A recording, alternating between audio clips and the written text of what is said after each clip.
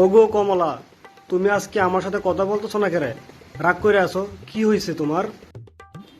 তুমি মাত্র আসছো, তুমি জানো মালিক আমার সাথে কি কি করছে? কি কি করছে মালিক তোমার সাথে? মালিক আমার জোর জবরদস্তি করে নোকিয়ার সাথে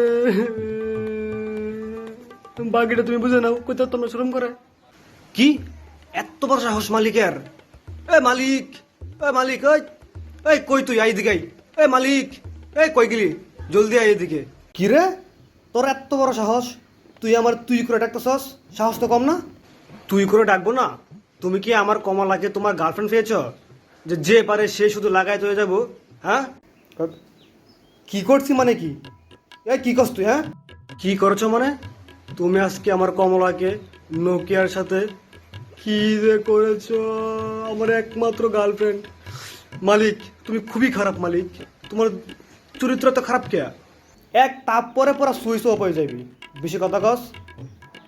নোকিয়ার চার্জারটা নষ্ট, তাই তোর চার্জারটা নিয়ে আমি নোকিয়ার চার্জ দিছি। এটা দোষের কি হইলো? দোষের না মানে? অবশ্যই এটা দোষের।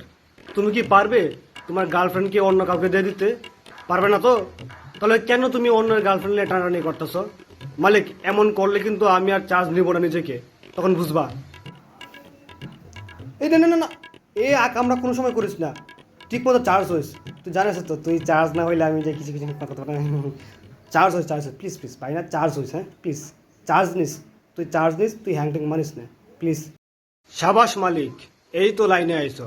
এখন থেকে যে ফোনের যে চার্জার, সেটা দিয়ে তাকে চার্জ দিবা, না হলে কিন্তু।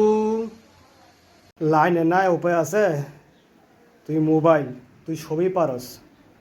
আগে আমরা তোরা কন্ট্রোল করতাম, এখন দিন দিন মনে হচ্ছে তুই আমাদেরকে কন্ট্রোল করতেছস।